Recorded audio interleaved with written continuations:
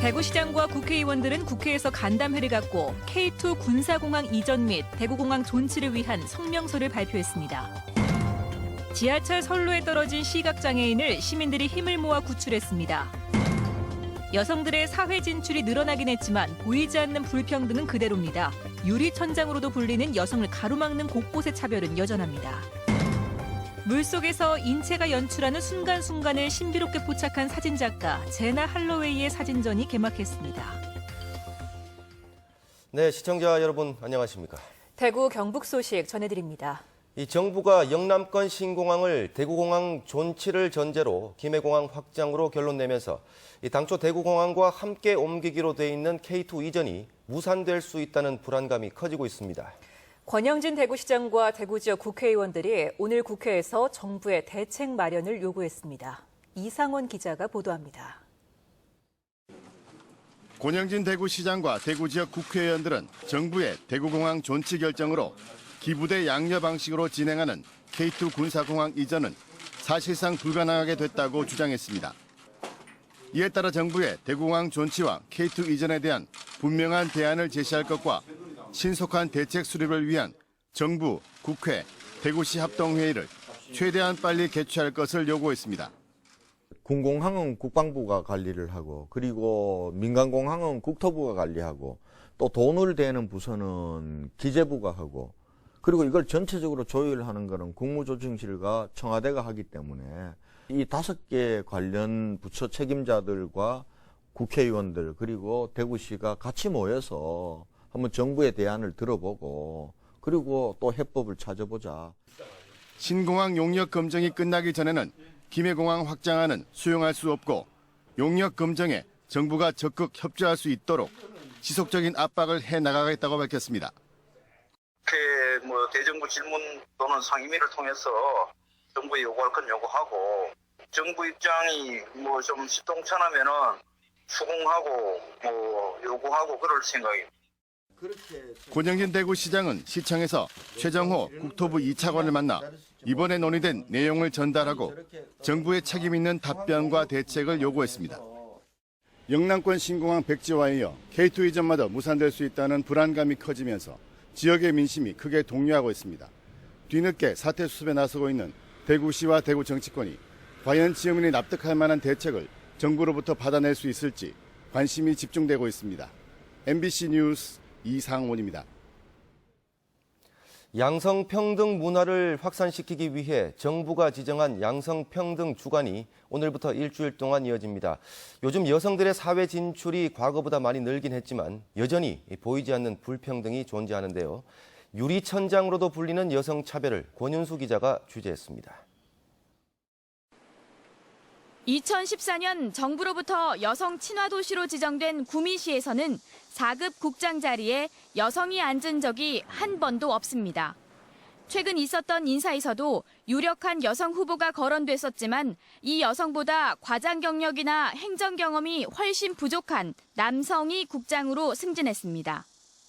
구미시는 해당 여성 후보의 개인사 탓이지 여성 차별은 아니라는 다소 궁색한 해명을 내놓았습니다. 여성분이 개인 기사처럼 조금 문제가 있어요.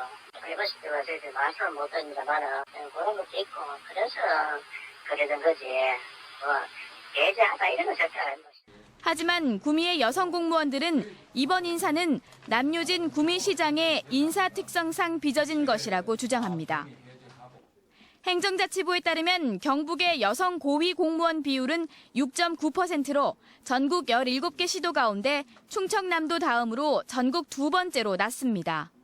대구에서는 올해 초 주류 회사 금복주가 결혼을 앞둔 여직원에게 일을 그만두라고 종용했다는 주장이 제기돼 큰 파장을 몰고 왔습니다.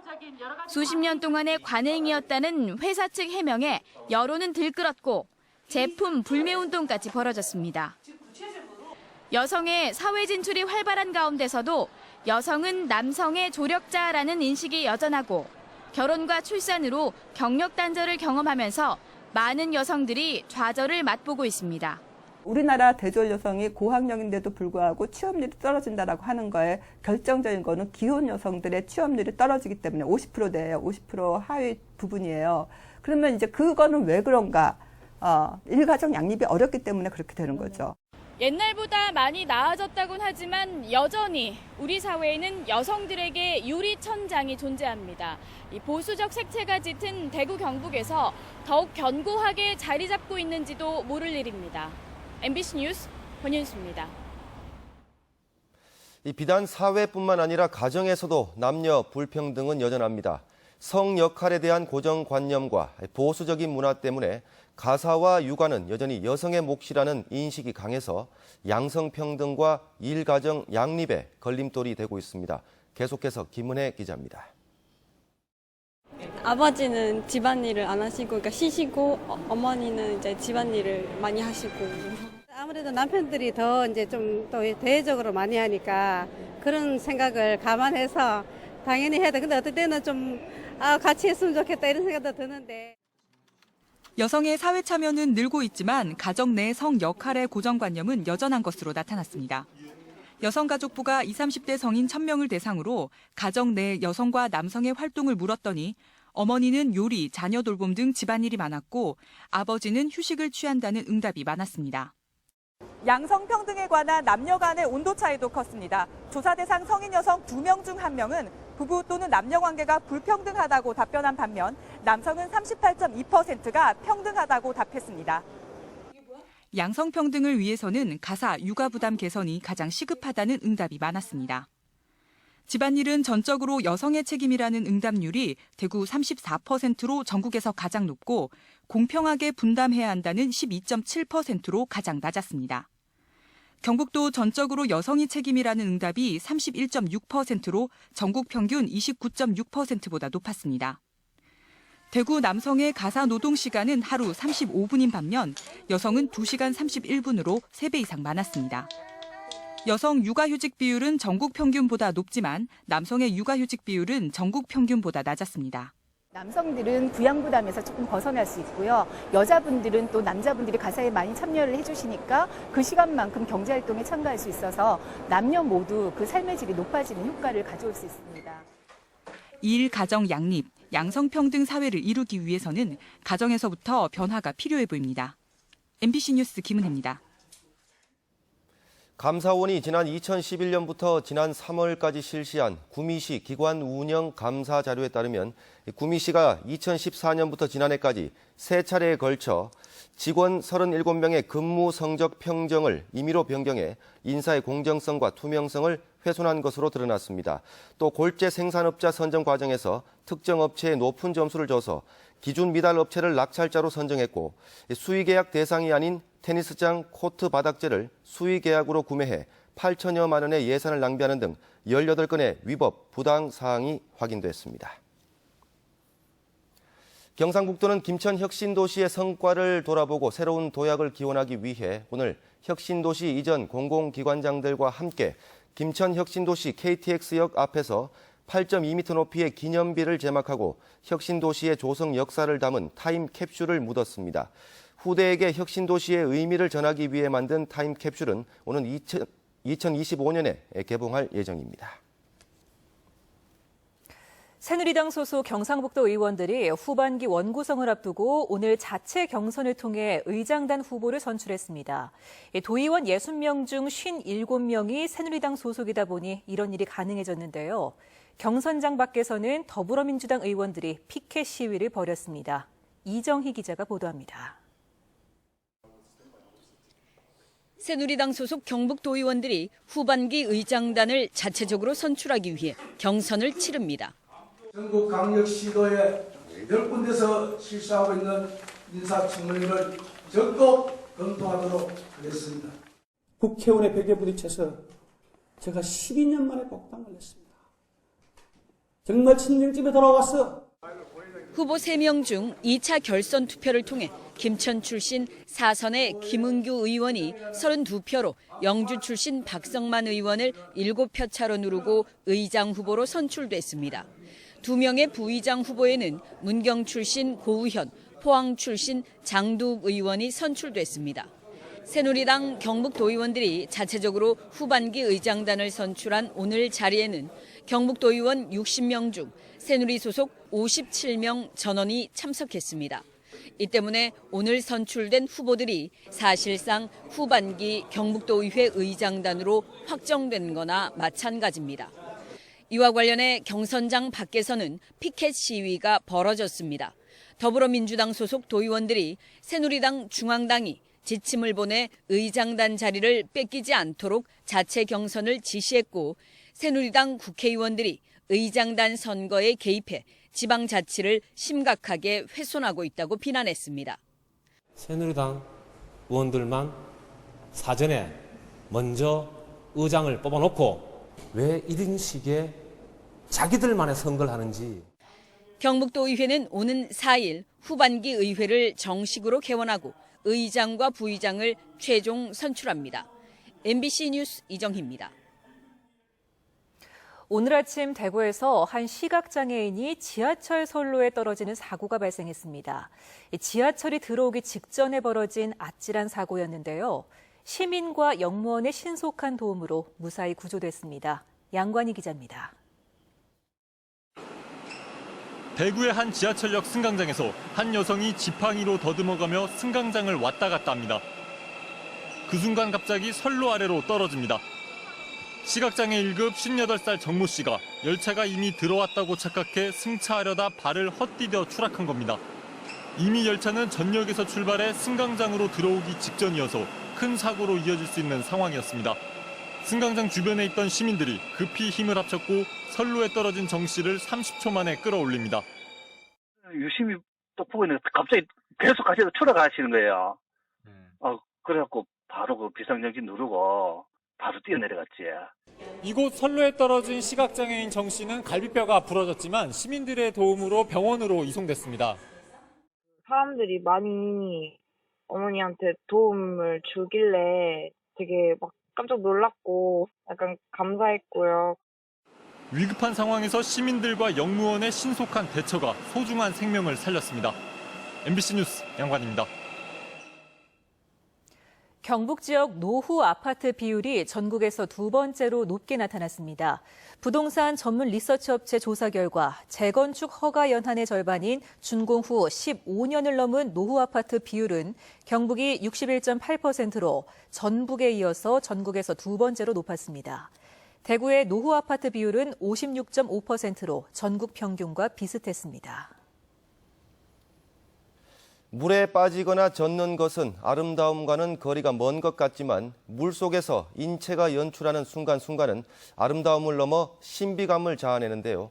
그 마법의 순간을 잡아내는 사진작가 제나 할로웨이의 사진전이 오늘 개막했습니다. 김철우 기자입니다.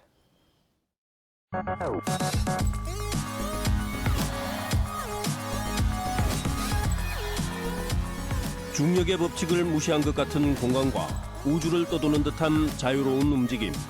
지상에서는 불가능에 가깝지만 물속에서 구현되는 마법 같은 순간들이 환상적인 작품으로 탄생합니다.